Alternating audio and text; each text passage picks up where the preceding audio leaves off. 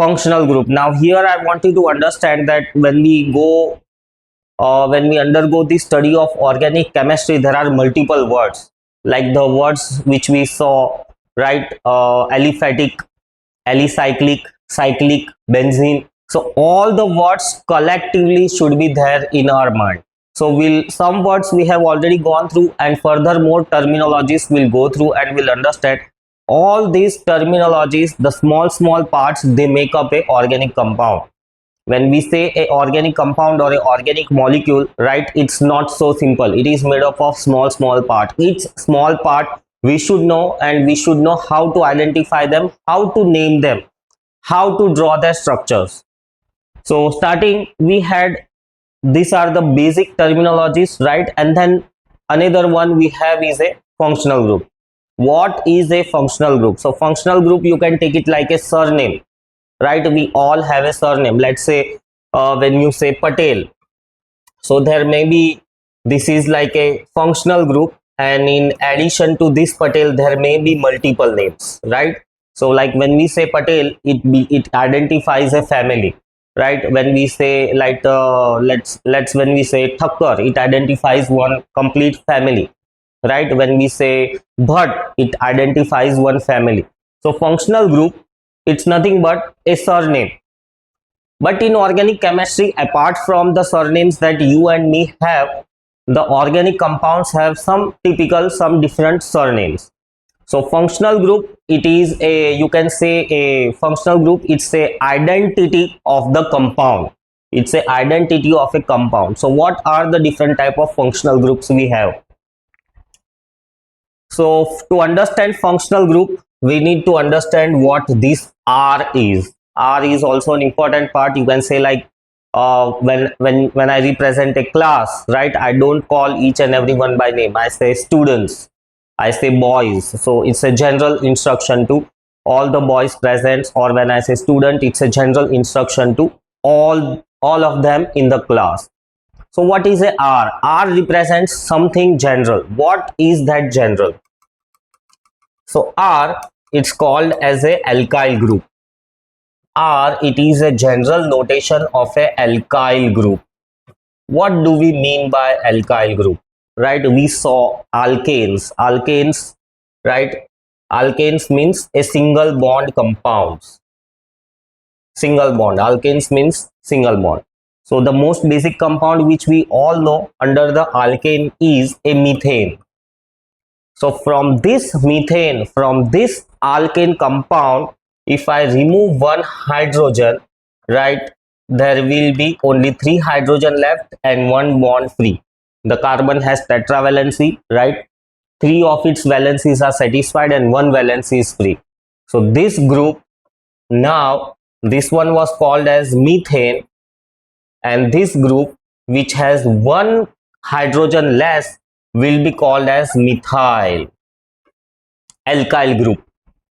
Then if I take a next member of the alkane family, that is C2H5, right, it's ethane, it's also a gas. So again from this ethane, if I remove 1 hydrogen, I will get C2H4, C2H6. It is ethane is C2H6, and when you remove 1 hydrogen, you will get C2H5, right, and 1 bond free. Out of the 6 hydrogens available, 1 hydrogen is removed, we get C2H5, right? This C2H5, we call it as ethyl. So from ethane we get ethyl, from methane we get methyl. All such derivatives or all such radicals, we generally represent it with the R, right? It may be any. R means it's a general notation for such type of alkyl group or alkyl radicals. These are the small parts of a bigger organic compound, a small part of big organic compound. So R represents a alkyl group. I gave you the example. Alkyl means from methane, remove 1 hydrogen, it becomes methyl. From ethane, remove 1 hydrogen, it becomes ethyl. And there are so many. So out of that so many, for those so many, we have R as a general notation. So R is a alkyl group. Coming back to the functional group, the most basic functional group we have a alkane. Alkane means singly bonded compounds. So alkane means you have one methyl group and another alkyl group. The alkyl group may be any. So alkane is a functional group, right? What is its identity? Single bond. So alkane is a functional group whose identity is single bond. Then we have a alkene functional group, right? So what is the identity of the alkene functional group? Double bond. The presence of double bond will help you to identify that that compound belongs to the alkene family, right? So functional group, it's nothing but a family, an alcohol family, alkane family, alkene family, ether family, just like Patel family, Bhatt family, right? So this is a another family, alkene family. E is the identity present in the name, and double bond, it is the identity present in such type of the structure. So anyway you can identify the alkene family either by the name, if the name is given to you, and if you find ENE, that means it is a alkene family. And in case if the structure is given to you and if you see double bond, it's a alkene family. So anyway you can identify. This is some general notation, right? This general notation says that at least one double bond should be there. At least one double bond should be there. There may be a single bond or may not be, but at least one double bond should be there. There can be multiple double bonds also. Alkanes, there must be only single bonds. No double bond, no triple bond. Alkene, only double bond. Apart from the single bond present, there is a double bond, maybe in one number, two number, or multiple double bonds, but no triple bond. Next family we have a alkyne family. The identity is triple bond. So when we say alkyne family, triple bond must be there.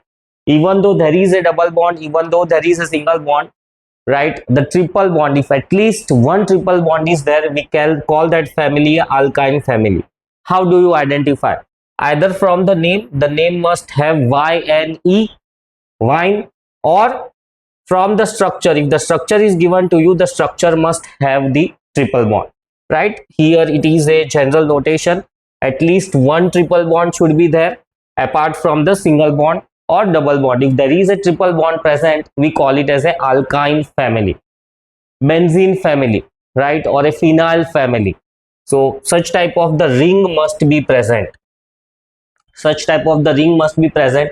You can see there are multiple double bonds. So you have ENE, right? Alkene.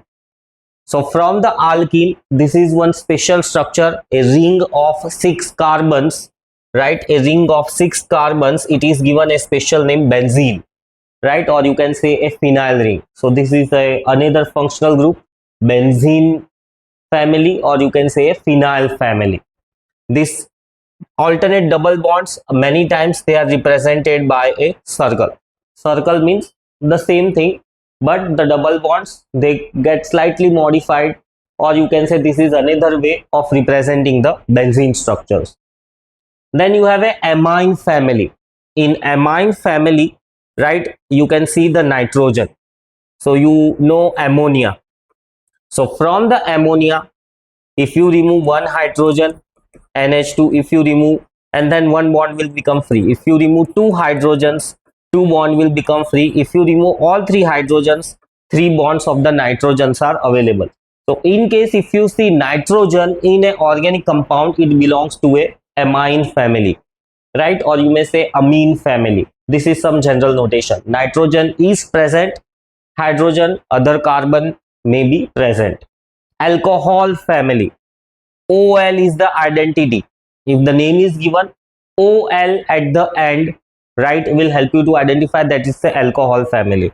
And if the structure is given, the structure must have OH, hydroxy group. The general name of the OH is a hydroxy group, right? Special name of the OH group is a alcohol. So if OH is present in the structure, we call it as an alcohol family, or if the OL you see in the name, we call it as an alcohol family. Then you have a ether family, right? The group, its general name is alkoxy, right? If you see oxygen, right? And both the sides some alkyl groups attached. So ether, ROR, we call it as the structure. In general, we call it as ROR group, called as a ether group, functional group, ether functional group. Halide family, any one of the halogen is present, fluorine, chlorine, bromine, iodine, any one halogen is present, we call it as a halide family. If the sulfur is present, we call it as a thiol family. Aldehyde, the CHO group must be present. CHO must be present, and apart from CHO, there may be some alkyl group attached. So aldehyde family.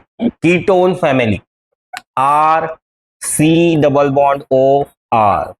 So C double bond O, such type of the structure, if it is present, we call it as a ketone family, right? Then we have a ester family, R C O O R. Such structure must be present. R and R, right? Alkyl group. There can be any. Maybe you can place methyl, ethyl, and further on. So any alkyl groups may be present. Maybe both are, may be same, may not be same. But the identity is C double bond O O, COO, or we call it as RCOOR, ester family. Then you have carboxylic family, also called as a acid family. Carboxylic. So here the functional group is COOH. If the COOH is present, we call that family as a carboxylic family. Then we have a amide family. Compared to amine, right? Amide has CO and N. Just note the difference. Amine has only nitrogen. Amide has nitrogen as well as oxygen. So these are some of the families or some of the functional groups, right? And there are much variations into it. We'll understand in more detail as we go on. So these are some functional groups in a tabular form, right? You should memorize that alkanes means the single bond. This is some general notation, RCH3.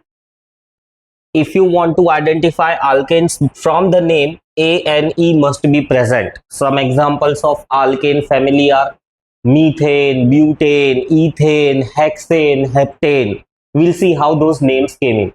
For alkenes, double bond is the identity, and we from the name, in the name, if En is present, that means it's a alkene family. Same way for triple bond, in the structure or YNE into the name means alkyne family. So these are the name of some functional groups in a tabular form. If you memorize, it will be like very much helpful to you to understand the organic compounds. To name the organic compounds, from the name you will be able to identify what family it is, and from the structure you will be able to write the name of that compound. Two things in organic chemistry are important: the structure and the name, right? So this part, this is some notation of the functional group. This part, if you know, easily you can write down the structure. From the structure you can write down the name, or if the name is given, you can write down the structure.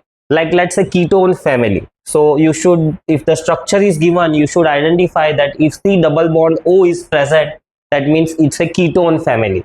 Or in the name you will see on. One, the spelling is ONE1, but we call it as on. Examples are propanone, butanone, ethanone. Ethanone is not possible. Pentanone, hexanone, right? So these are some of the functional groups, the structures, the family names. In the name, such keywords, right? Such keywords we call it as suffix. So functional group name, functional group structure, right? Then the functional group nomenclature suffix, and then some examples. Example, if you don't remember, it's okay. Eventually you will learn. But this table, like the functional group, its name, its structure, and its nomenclature suffix. That is how the table must be memorized.